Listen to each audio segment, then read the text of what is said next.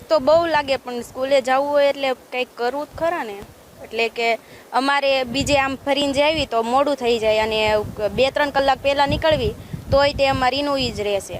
અને અહીંયા આના ઉપર હાલવી તો ક્યારેક બીક લાગે, ક્યારેક કોક પડે. તો દર વર્ષે આ પ્રોબ્લેમ રહેશે, હાલવામાં તકલીફ પડે છે. શું પ્રોબ્લેમ રહે? ખાતર લઈ જવું હોય, કોઈ માલ સામાન લાવવો હોય તો અત્યારે બહુ તકલીફ પડે છે. આ પુલ અહીંયા થાય તો હાલવાનું થાય, બાકી સાચી હમણાં ખાડા પડી જાય છે. અમારે ચોમાસું આવે અને અમારે પાણીની હાલવાનો રસ્તો છે, ઉગામેડી જવાનો, એને પૂરેપૂરી સમસ્યા છે. ડેમમાંથી પાણી જાય એટલે અમારે ખરેખર અધોગતિ છે આખા ગામની. કેટલા ગામે જવાનો રસ્તો છે?